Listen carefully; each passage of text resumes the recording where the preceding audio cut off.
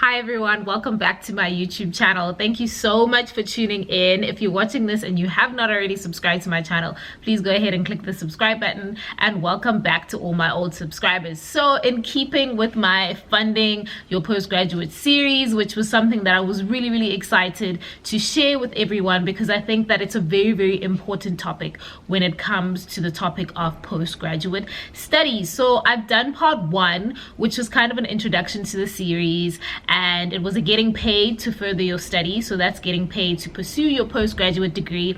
If you haven't watched that one, please go ahead and watch that one. And in today's video, it's going to be part 2, and that is applying for your postgraduate degree funding. So that's the actual process of applying to be funded to pursue your postgraduate degree. So if you're interested in this video, please keep watching.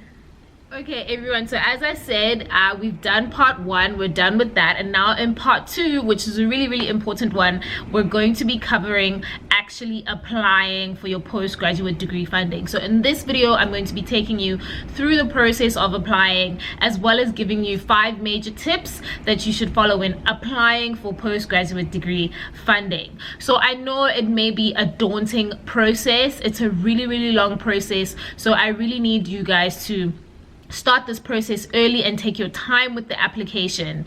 And most applications are online. So major funding instruments are the NRF. If you're in research, I'm sure you're familiar with them. They fund really like across all majors, across all schools, like from humanities to science to agriculture, everything. Like it's a National Research Foundation. Anything that has to do with research, they fund, and that's a government funding instrument. So that's the NRF, the National Research Institute. And then I'm going to be covering some of the science ones, since it relates to my field, but this is a video for everyone, not just in the science field, that's going to be guiding you through applying for your postgraduate degree funding. So another one is the MRC, which is a Medical Research Council, and that's also a government funding instrument. So the thing with government funded instruments is that you cannot hold 2 at the same time. So you cannot hold an NRF grant and an MRC grant at the same time, but you can hold a government funded grant, which is either NRF or MRC, as well as a supplementation grant. So like a smaller grant, which is a private funding instrument funded privately. That organization would be a privately funded organization. So I'm gonna get into the tips, and as the video goes along, I'll insert videos and clips that actually show you the application process, so that you guys are familiar with that as well. So number 1, when applying for your postgraduate degree funding, is to do your research.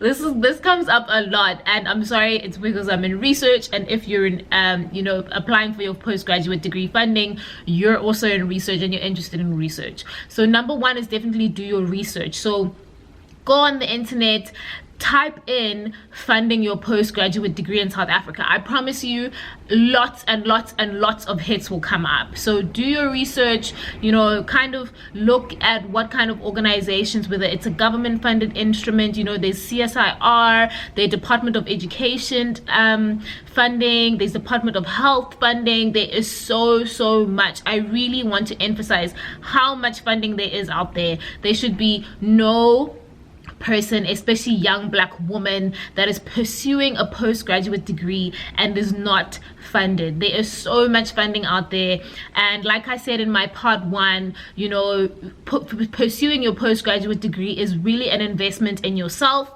and you want to take away the burden of not having funds or having to rely on your family by applying for postgraduate degree funding. I promise you, it's highly likely that you will get it. So number 1, definitely do your research. I've mentioned a few big ones like the NRF, MRC. There's also CSIR if you're in science. There are many funding instruments that you can look into. So definitely do your research, number 1, when applying for your postgraduate degree funding. Another thing is that you have to apply. It's not compulsory, but just so you can make sure that you secure funding when you start your postgraduate degree, you have to apply the year prior. So if you're wanting to pursue a master's, make sure that you start applying in your honors year, so you receive the funding in the year that you will start your master's. And in the PhD, obviously you'll start looking for funding in your master's year. So make sure that you start early, but it's also, like I said, it's not compulsory. You can already be registered and have already done your first year and then apply for funding in the year that you're doing that degree. So if you're doing your master's, for example, and you're in your first year and you don't have funding, you can apply in your first year for your second year and you'll get funded like that. So that was number one.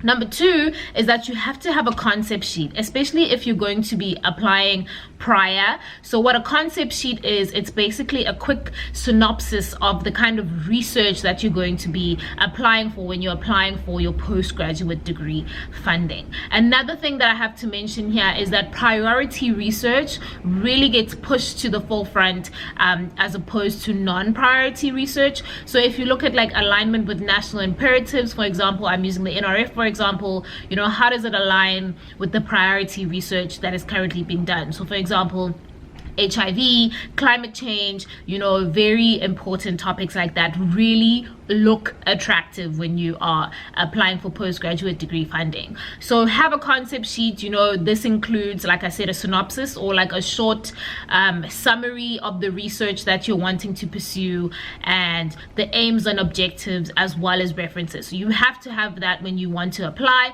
It might be a little bit difficult if you are applying, like I said, the year prior. But for me, for example, in my honors year, I applied for my master's with a project that I didn't pursue in my master's because, like I said, if you've watched my previous videos, you know, after I did my honors in microbiology, I completely switched to medical science and did a master of medical science.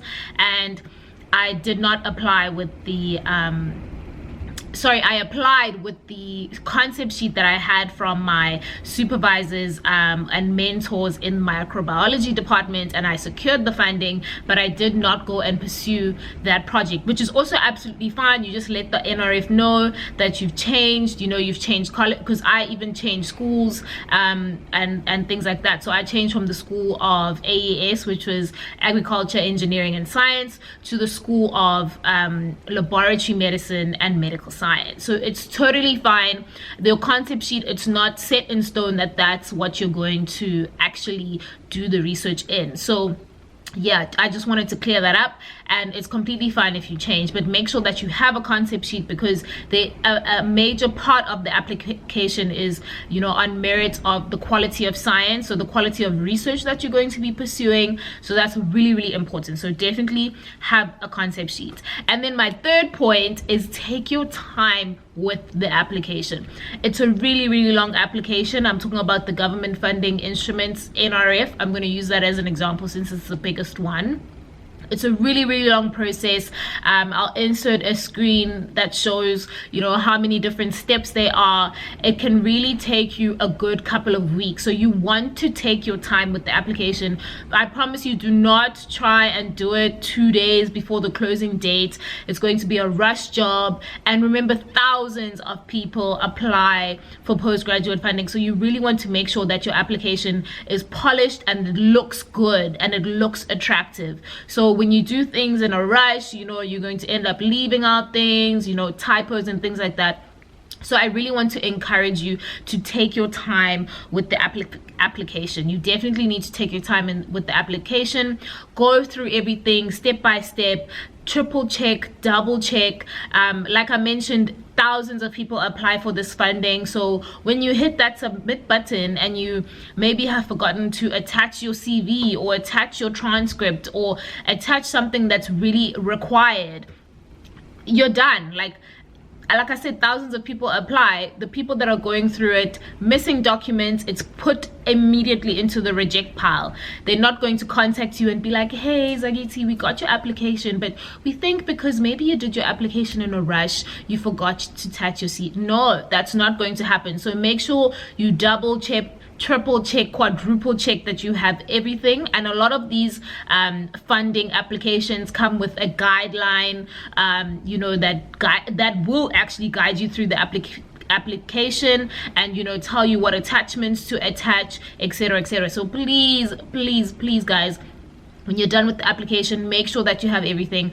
Otherwise, if you don't, like I said, you're going straight into the reject pile, and they're not even going to get back to you. It's just going to be you're rejected, and you're not even going to have a reason, you know. So please make sure that as much as you're taking your time with the application, when you click the submit button, make sure that you have everything there. Otherwise, it's going to be a mess. Number 4, this one's kind of a no-brainer, but it's the recommendation. So when you apply for postgraduate degree funding, you definitely have to have at least 2 recommendation letters. So what recommendation letters are letters either from your supervisor, mentor, a member of faculty that recommends that the funding instrument actually awards you the funding. So make sure that you really choose people who are going to write good things about you.